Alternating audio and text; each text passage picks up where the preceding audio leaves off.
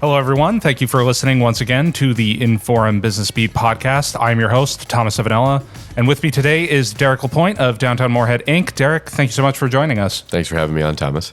And so, just to get started, we like to start this podcast with a really hard-hitting question. So, tell us who you are and what you do with Downtown Moorhead, Inc. Yeah, I'm the president and CEO of Downtown Moorhead, Inc., which formed about 6 years ago. I was actually working for the city of Fargo, doing a lot of the downtown work as a city employee. And there was a new nonprofit being formed in Moorhead, really founded by a lot of the private businesses there, the higher ed institutions, MSU, Concordia, M-State, and many others that just said they were ready for change to happen in Moorhead. They had seen so much growth happen in Fargo. West Fargo was obviously seeing growth at that point in time as well, and wanted some extra attention and focus. And I hemmed and hawed for a long period of time if it was the right thing to do or not. But looking back, 6 years ago when I made that decision, I'm very grateful for the support and the group that has been around me ever since. We have just a fantastic board, from Steve D. Shield to the president of Eventide and Hornbachers and the university president. It's just a very robust group that is really looking at the benefit of the greater Moorhead and how we can just all work together to find solutions and be a community that people want to be a part of. I will say too, it was ironic when we first started. So our intent was just to focus on downtown and just really kind of see the growth there as well. We worked obviously very closely with the city, but we weren't affiliated with the city. And then within about 6 months of starting, the city had some changes to their economic development department and asked us if we were interested in a contract. So we do have a contract with the city of Moorhead that represents the entire city from an economic development standpoint. So our focus is still downtown. We want to see that be robust, but we understand the value of business growth and growth as a whole throughout the entire city, whether that's the industrial park or off the interstate, down Highway 10, or of course in downtown too. So you mentioned that part of the impetus behind all of this, going back to when Downtown Moorhead Inc. first started, was that you wanted to see some of the development that was happening in Fargo and West Fargo start happening in Moorhead. Is there a sense that Moorhead is perhaps behind or playing catch up to some degree? I think it's very fair to say that. When I first started, when you look at the permit records, it was very flatlined. We didn't see a lot of growth. Population growth was pretty neutral as well. And especially as you surround it with Fargo and West Fargo and what was happening, there was tremendous value and growth in those permits. We look back between 1984 and 1986, so certainly before my time, there was over 100 businesses that left Moorhead during that time. Primarily to Southwest Fargo, but that was a large chunk of businesses that ended up exiting our community, which I don't think was fully recognized as a economic disaster. That was more businesses lost than Grand Forks did in the 97 flood. So that's very challenging to kind of come back for. So we're building that up. We also found too, early on when I first started 6 years ago, many of the businesses hadn't been communicated with in a number of years. We're talking maybe a decade. So I came in and got my licks taken. People had a lot to vent, but we ultimately felt that we could define policies and programs and figure out what it is those businesses need and start putting that to work through programs and policies and ultimately find them any success that they can have to stay, retain, but ultimately give opportunities for new businesses as well. So, Derrick, it wasn't all that long ago that we had a certain someone who stopped by this podcast, and this is a question that I have to ask you. Kevin O'Leary was on this podcast. He represents the state of North Dakota, running an investment fund for the state called the Wonder Fund. Kevin O'Leary made a comment that Moorhead looks like Cuba, and you are the first economic official we've had from Moorhead since that time. So I'm giving you the opportunity. I want to hear, what was the response to that, and what would you have to say to that notion or that line of thinking? I'll just say we spent many, many, many, many hours talking about it, more than we probably care to think about or address. There was a lot of back and forth of whether we should or shouldn't respond. I know things were crafted, but ultimately I think the right thing to do was just to stay clear of it. We have a lot of Moorhead proud people. Many of the folks that we ended up talking to, I remember I spoke to St. Joseph's Church group at lunch like the next day, and I got the same question of like, what are we doing? Are we going to go and pitchfork this type of thing? I mean, let's be real. We do not have a following base like a Kevin O'Leary does. So if we go and try to attack that or challenge that, we're going to get the interns that he has that's just ready to spit fire all over our community. We're not prepared for that, nor do we care. We know what our growth is. We've had 17% growth in our last census. We have business growth year after year. Our permit values are increasing every year. We think being on a border gives people options, and that's totally fair. We know North Dakota and Fargo and West Fargo has seen tremendous success, and we're on our own path. And we are going to see growth, and we are going to see success. And ultimately, it was just making sure that our public leaders and the folks that are really doing the work stay focused on what matters, and that's what's the people in front of us. It's the businesses, it's the residents, showing that we are doing the good work and proving that through our actions, not through words, and trying to challenge a celebrity that's making comments. I'll just say that hadn't taken the time to even really be in our community, understand what's happening, seeing the potential that we have going with some of these large projects as well. So it was an off-cuff comment from somebody that really doesn't know our community. So tell us about the options then. You said living in a border community is great because there are options on both sides.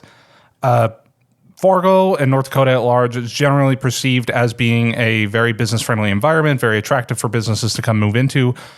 Tell us about Moorhead's initiatives or ways that Moorhead goes about attracting businesses or bringing businesses into the area. Yeah, it's a great question. I would say when I first started, again, 6 years ago, over 95% of the developers didn't know what was offered or available to them in Moorhead or Minnesota. So we had a lack of understanding. Developers and businesses are really good at what they do, and that's their day-to-day activities. But you try to throw something new or a new process, a new regulation, a new incentive application, whatever it may be. If you're going to have to struggle through it or find a new way to kind of write up a performance, you're probably not doing it. You're going to stick to what you know. So what we did early on was align policies as best as we could. We have special border city legislation. There's two particular items that come on that. Before 2019, it was actually had to be approved on the biennium. Now it's no sunset. We have two options, which is our disparity reduction credit, which basically means our commercial industrial property tax rate is the exact same as North Dakota's. There's no application. It's just on your taxes. Majority of people don't realize that that's out there. The other one is we have an appropriation that comes in to the tune of about $525,000 a year.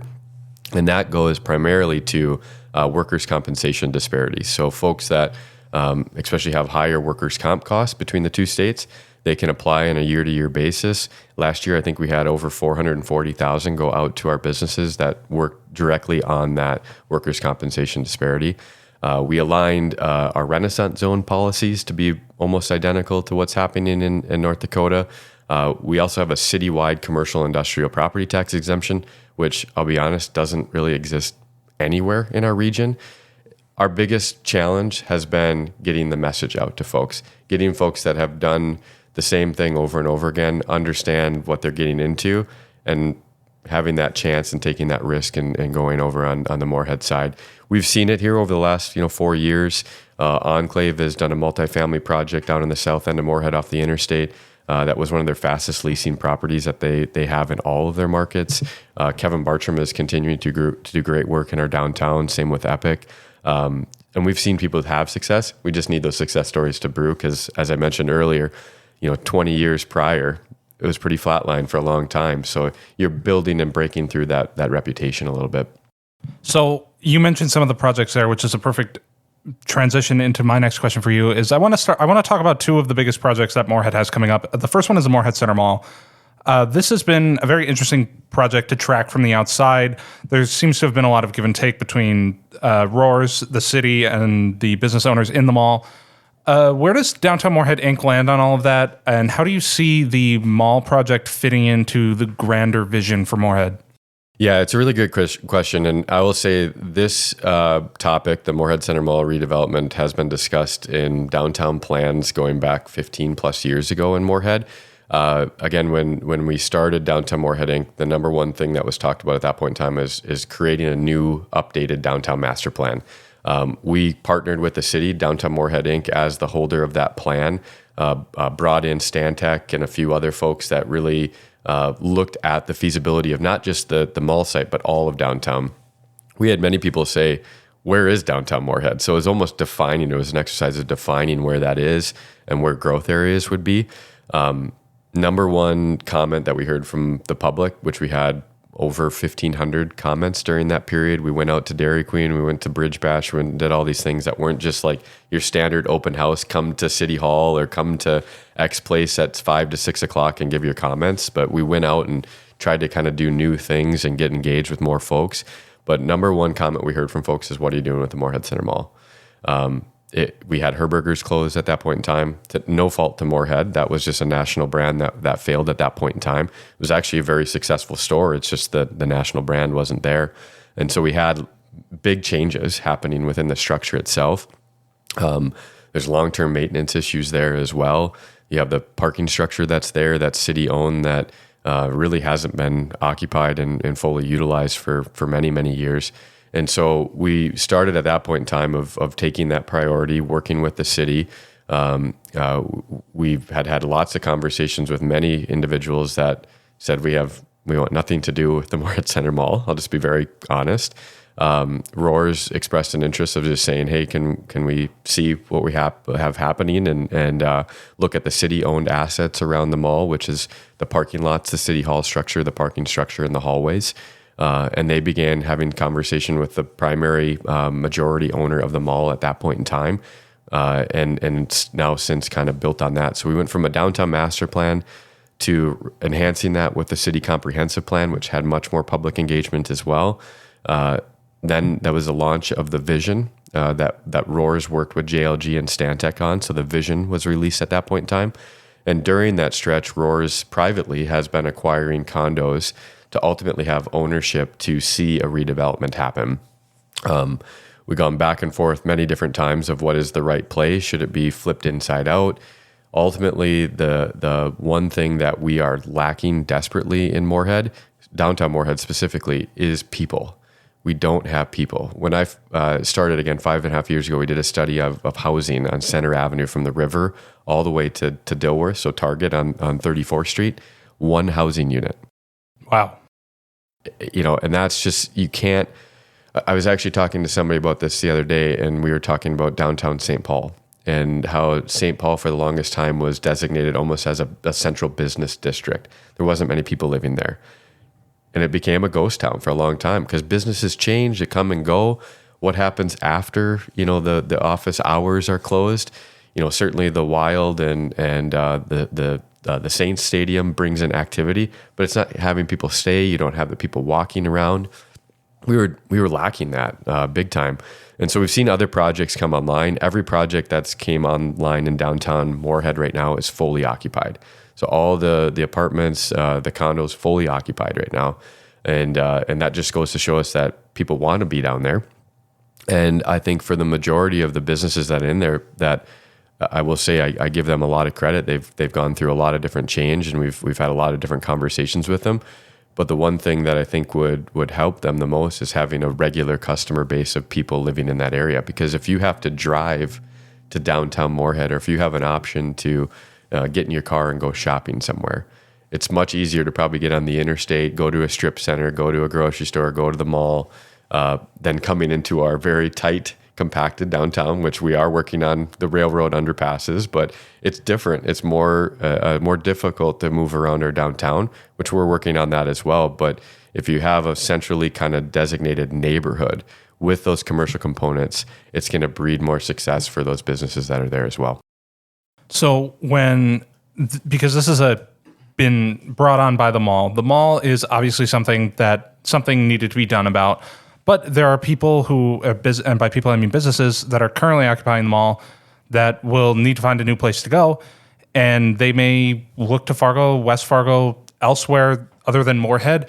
What are the conversations to retain those businesses? What do those conversations look like? Because a lot of what we've heard, and perhaps you can set this straight to some degree, is that people, they don't hear from the city, or they don't hear from Downtown Moorhead Inc., or they don't hear from anyone really. So tell us about those conversations. Yeah, so keep in mind this is a private ordeal, right? The Roars development is going in and acquiring these for private development. So I think that's the one distinction that I think makes it a little bit hard. Yes, because City Hall has its thumb sticking out of the mall itself, it may look more public, but Roars is in there as a private developer working with other developers to ultimately change the landscape of that area. So Roars is working individually with their tenants as owners of their spaces. And they've been having conversations about different properties throughout Moorhead, relocation assistance, etc. The condo owners that remain as well, there's kind of a couple different steps. There's one, setting a value for the physical space that they own and what a buyout may look like on that. There's also then the segment of new location. Where are you going? We want to keep people in Moorhead if possible. So is there added cost to move into that location? And then is there physical moving expenses for products and materials that you have on site as well? We've been pretty clear to the businesses all along, and we've had many conversations with folks as well that their first order is working through Roars because it is private. But if there's any shortfalls or things that aren't kind of finding what they need, whether that's land availability, other businesses that are out there, et cetera, or just shortfalls in financing, that's where we can kind of understand where the gap is between the actual negotiations that Roars is having with those businesses, and the ask can come from the city. But so far, I think Roars has done a good job of handling a lot of these negotiations. There's much more progress even from the last time that I know a lot of the stories came out. And I'm grateful that some of those folks are sitting down and having those conversations. And again, we spend at least a couple times a week with different folks on land and building options that come up in Moorhead. We walk through different incentives that are available if they choose to move somewhere else or if they choose to build somewhere else. We've really kind of made it try to make it clear to folks that we need to understand what your next steps are, because some folks are at a point of retirement. Some folks want to build, some folks want to lease.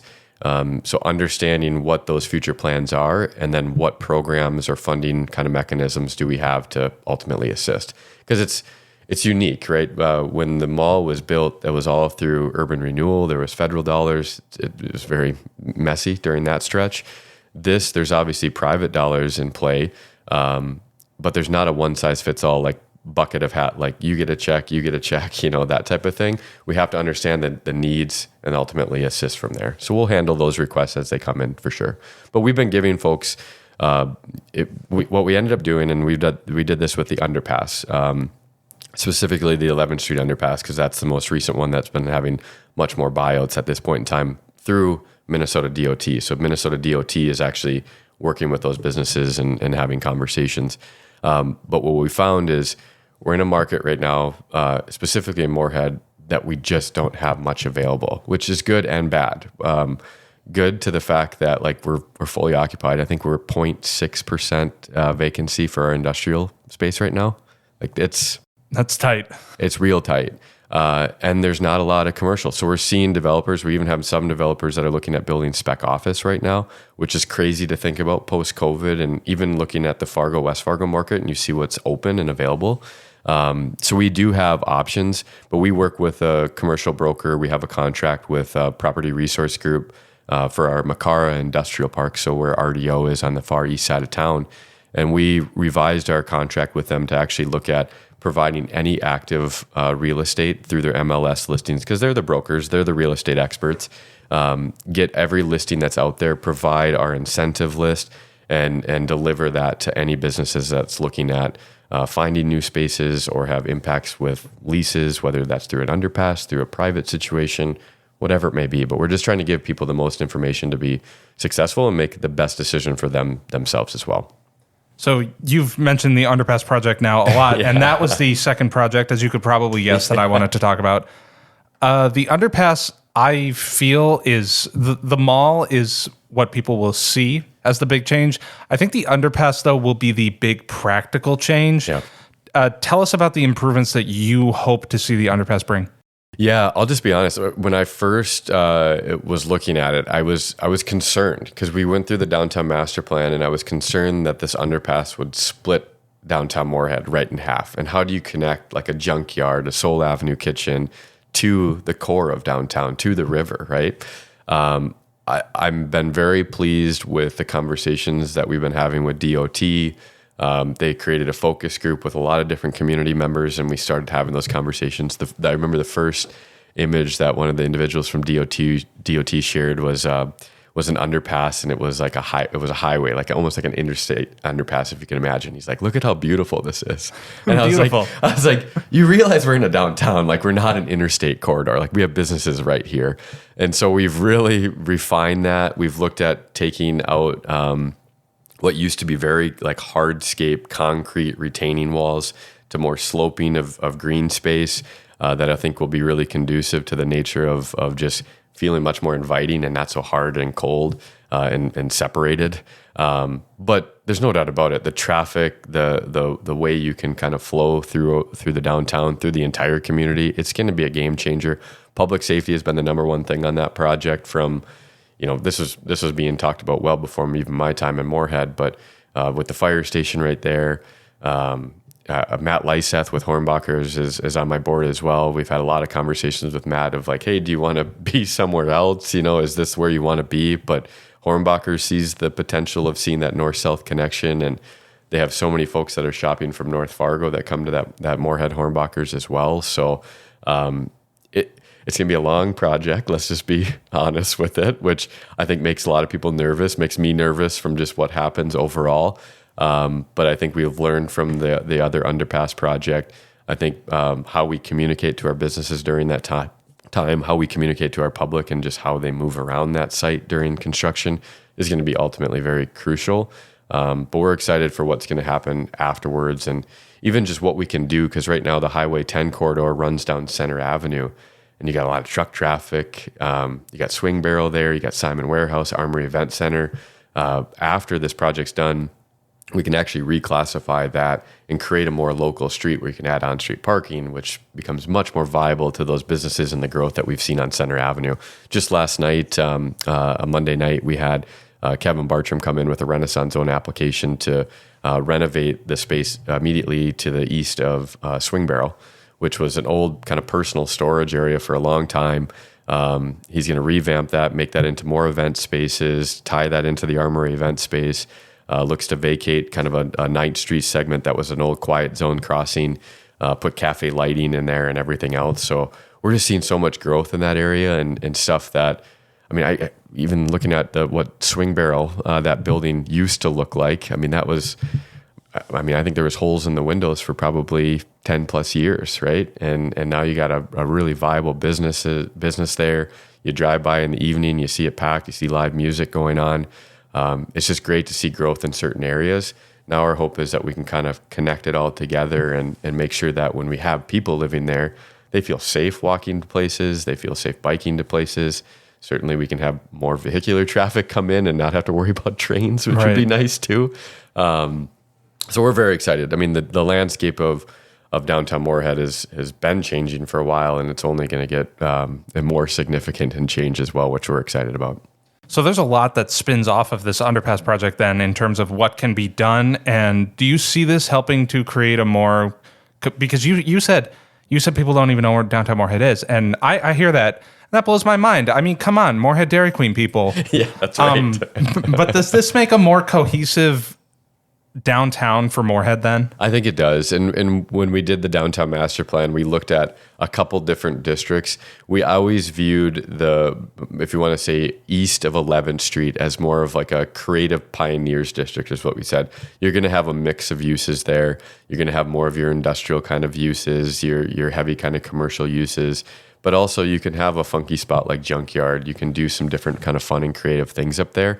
But you're not going to get mixed-use buildings in every little piece of your downtown. So I think that area will always kind of have its own unique nature, whereas like as you get closer to the river, where you got the views, how we connect to downtown Fargo, that's where I think that density of people is really going to come, and we're going to have a lot more commercial kind of district as well. But even the underpass, we're going to have the option when it's all said and done, and this is still a while out, but there will be remnant parcels left that the DOT will ultimately have. We've had conversations about what that transition looks like coming back to the city or however that looks, but more than likely we'll probably go through RFP processes and try to get some new development around that area as well that complements not only that area, but think of just to the south of there where MSUM is at, and Park Christian School and all these other areas that are there that we can really kind of enhance through quality projects that, would take a long period of time with just the way it's kind of sat for a number of years.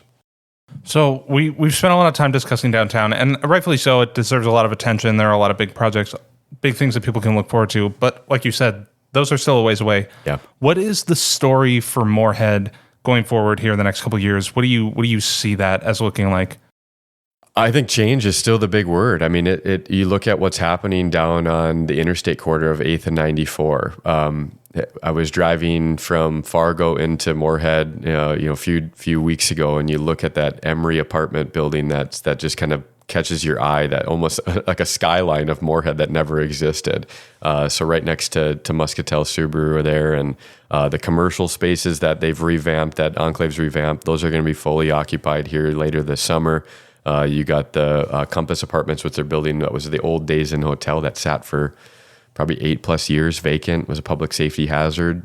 Seeing that down and seeing life in that area, I think that's also them brewing conversations and potential reinvestment to the north of the north side of the interstate. But I'm also excited for what we have on East 10. There's been a lot of fun things popping up down there. South down A Street, we got First International Bank that just opened their new bank location there. There's some lots for sale. There's some permits that are coming in that are pretty exciting that I think will really help the neighborhood. But one thing that's really underutilized in Moorhead that I think is worth pitching is our ability to attract some pretty large industrial users. Folks really didn't know about it when I first came on too, is that the city owns a significant portion of land down there. It's the largest shovel-ready site in all of the state of Minnesota. It's about 197 acres. The city also owns an immediate 500 acres that goes towards the Moorhead Airport. So we've been having some pretty big conversations with the state of Minnesota when it looks at large industrial growth. When you really survey the rest of the state and you look at public assets, folks that can accommodate the growth, we certainly are on the top of the list, and we're hopeful that we can land a pretty large job creator and user that will ultimately help Moorhead and the region as a whole too. I mean, you can see it everywhere in this region. The interstate corridors are filling up more and more quickly, and there's not a lot of industrial land left. Now add the diversion for West Fargo and what that has for impacts of boundaries as well. We have the potential to grow. We just have to figure out the mechanisms, and when you have large industrial users, your state partnerships are so crucial. So I think the state is giving a lot more attention to us, and we've been pushing on that for the last 5 years as well, is just making sure the state understands that we're not just a small rural community on the edge of the state, but that we're a part of a metro of over 250,000 people, and that's the second largest metro in the state of Minnesota. And there's value here. We're the 4th fastest growing county, the only one outside the metro. There's a reason for that, and the reason is not the exact same as growth in the metro. We're growing here very differently than the Minneapolis-St. Paul area, but understanding to our state leaders that we have potential here. We're not in decline. We're not rural America. We have urban problems here, and that we should be treated in that fashion as well. And I think the state leadership, whether that's through the governor's office to the commissioner of deed and others, we're seeing people take the time to understand it, take the time to understand our border city differences.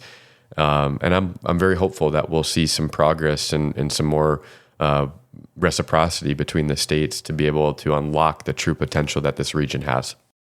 A lot of movement in Moorhead, and I want to thank Derrick LaPoint for joining us here on the Inform Business Beat podcast to discuss it all. So, Derrick, thank you so much. Yeah, thanks for having me on, Thomas. And we're just very excited for the future, and very excited just to try to help as many businesses as we can, but ultimately grow the base of Moorhead and give the people something that they can really be proud of. One thing we didn't touch on, I should really mention quickly, is the Library Community Center project that's going as in a part of that downtown project as well. That's $32 million. 2/3 of the people in Moorhead voted yes for that. We've got an architect on board. The construction will start in June of 24.